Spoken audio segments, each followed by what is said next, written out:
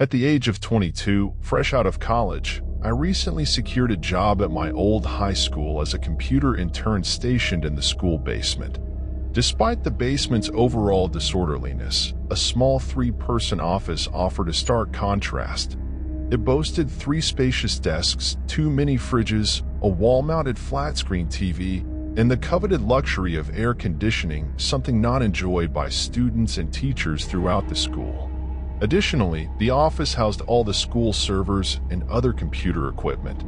Securing this job was made possible by the unwavering support of 3 of my former computer teachers who genuinely considered me a friend, not just a student. Their assistance played a pivotal role in my employment. Everything was going smoothly until a few weeks ago when an unexpected incident occurred. During the episode, my office mates, Dave and Gary, were absent, working on tasks upstairs. While on my lunch break and enjoying a sandwich, I received a phone call from one of the women in the front office, alerting me that the school was on lockdown due to a potential armed intruder. Given the limited security measures in our basement space, I could only turn off the lights. Surprisingly, despite the office's amenities, it lacked an actual door, featuring only a large opening. Furthermore, the door to the entire basement lacked a functioning lock. Prioritizing my safety, I dimmed the lights in the office and powered down my computer screen. I kept my phone on the desk, attempting to contact both Gary and Dave via text, but there was no response. Sitting in the darkness, engrossed in mobile games for what felt like an eternity, approximately 20 minutes, I awaited the anticipated call instructing me to resume work. The uncertainty surrounding the situation upstairs left me in the dark, both figuratively and literally, as I was forbidden from making any calls until the lockdown was officially lifted. Then, the basement door emitted a distinct creaking sound as it swung open, its echo reverberating across the basement and into my office. I sat upright, contemplating whether to call out to Gary or Dave, desperate for any information. The silence was broken by approaching footsteps as someone hurried down the stairs.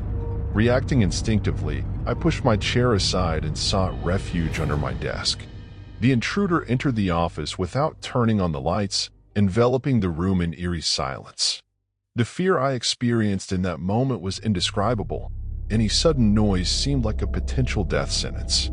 Suddenly, my phone emitted a notification sound, delivering a text message. A wave of terror swept over me as I clenched my teeth, fearing the worst. The footsteps moved closer until, in a moment of resignation, I crawled out from under the desk, pleading with the unseen figure not to harm me. As I emerged, I was met by a man in a red plaid button-up, jeans, and a reddish-black cap. He reassured me, "It's okay. I'm just down here hiding with you. What's going on up there?" I whispered my inquiry, but he seemed more concerned about finding an exit. Guiding him to a nearby exit, I couldn't help but ask, "Who are you?" After a moment of silence, he began to explain his presence.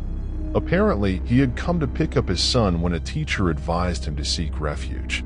It was then that I checked my phone and saw the text from Dave.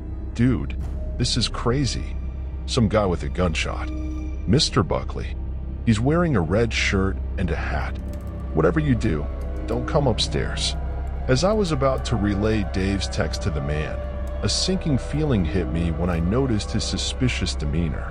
Panicking, my instinct was to make a dash for the stairs. A gunshot reverberated through the basement, and the sound of the bullet ricocheting off a metallic surface in the darkness filled the air.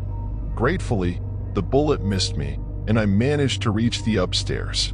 Thankfully, the police were stationed at all exits, including the basement, and promptly apprehended the man the moment he opened the door. In a reassuring turn of events, our teacher, Mr. Buckley, survived the gunshot. The motive behind the confrontation between the man and Mr. Buckley remained undisclosed, leaving us with unanswered questions. All we knew was that Mr. Buckley couldn't have provoked such a reaction, and the sound of that gunshot will forever haunt my memory.